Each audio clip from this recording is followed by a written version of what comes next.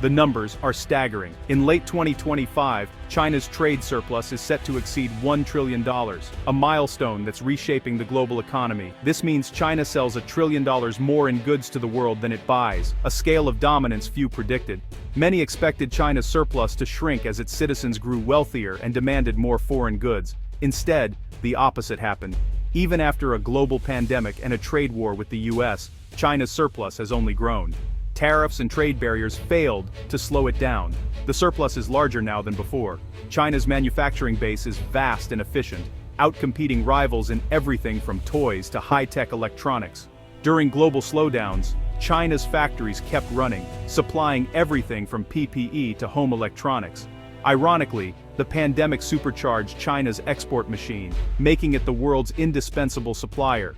This surplus gives China immense financial power, fueling initiatives like the Belt and Road and putting pressure on other economies. It's more than a number, it's a symbol of a new economic era. The world must now grapple with tough questions about globalization, competition, and the shifting balance of power. China's trillion-dollar surplus isn't just a record, it's a turning point. The implications will be felt everywhere. To understand China's trade surplus, we must look at its economic transformation. 4 decades ago, China was poor and agrarian. Today, it's a global powerhouse. Economic reforms in the late 1970s opened China to foreign investment and unleashed its manufacturing potential. Hundreds of millions moved to cities, fueling factory growth and creating unmatched economies of scale. Massive infrastructure investments, ports, highways, rail, made exports efficient. As China exported more, it reinvested in upgrading its industries, moving from toys to smartphones and electric vehicles. Strategic policies like Made in China 2025 targeted high-tech leadership and export competitiveness. With a huge domestic market, Chinese firms achieved scale at home before dominating abroad. The result? An export-driven ecosystem that's nearly unstoppable. China's trade surplus dwarfs those of past export giants like Japan and Germany. In the 1980s, Japan's surplus caused friction with the US, but it was a fraction of China's today. Germany's surplus, once the world's largest, now looks small by comparison. As a share of GDP, China's surplus is about 5%. Large, but not unprecedented. What's unique is the trajectory. While Japan and Germany's surpluses have stabilized or declined, China's keeps growing. Because China's economy is so massive, its surplus has a far greater global impact.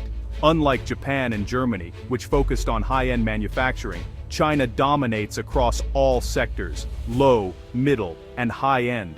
This makes its surplus more structural and harder to address. Traditional economic levers, like currency appreciation or external pressure, have had limited effect. China's export dominance is broad, persistent, and deeply embedded in the global system. The world has never seen an imbalance of this scale.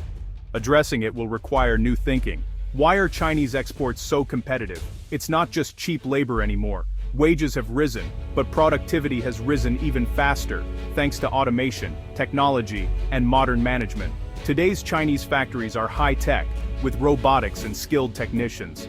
The government has fueled this with subsidies, incentives, and support for upgrading equipment.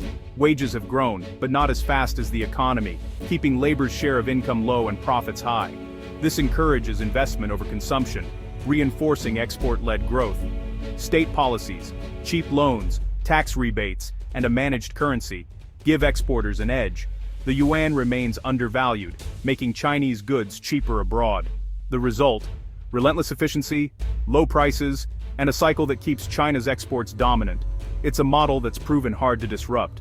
China's surplus isn't just about exports, it's also about low imports. Chinese households save a large share of income, partly due to a weak social safety net. High savings mean less consumption, including of foreign goods. But it's not just culture, policy plays a role. Wages are kept below productivity, and interest rates are low, suppressing domestic demand. This means China produces far more than it consumes, exporting the excess. The US absorbs much of this, running persistent deficits and buying Chinese goods. China parks its surplus dollars in US Treasury bonds, financing America's deficits. The two economies are locked in a symbiotic, if unbalanced, relationship. Until these structural imbalances change, the trade gap will persist. Tariffs and trade talks alone won't fix it. The US trade war aimed to shrink the deficit with China by imposing tariffs. The logic: make Chinese goods pricier, encourage American alternatives, and cut imports. But the deficit didn't shrink. China's surplus grew even larger. Few US factories could replace Chinese supply, so companies paid the tariffs or found new, less efficient suppliers. The US trade deficit simply shifted to countries like Vietnam and Mexico. The overall imbalance remained. Ironically, tariffs pushed China to double down on self-sufficiency and technological advancement. China accelerated efforts to find new export markets and reduce reliance on the US. The trade war became a wake-up call for Beijing, strengthening its resolve. Instead of weakening China, tariffs may have made it more competitive. The root causes of the trade imbalance remain unaddressed. The lesson: trade wars rarely go as planned. China didn't retreat in the face of tariffs. It adapted. The key move: diversify export markets beyond the US and Europe. ASEAN is now China's largest trading partner, overtaking the EU, and US Chinese firms shifted assembly to countries like Vietnam and Malaysia, allowing goods to bypass tariffs. This transshipment keeps China at the heart of supply chains, even as final assembly moves abroad. Mexico has also become a hub for Chinese investment, letting goods enter the US tariff-free under USMCA. The result: US reliance on Chinese-led supply chains remains high, despite lower direct imports. China is now the hub of a sprawling, regional network. Tariffs have accelerated Asia's economic integration, with China at the center. This shift has major geopolitical implications, increasing China's influence across the region. As economic ties deepen, political alignments may shift as well. The US faces new challenges in a world where China is the supply chain anchor.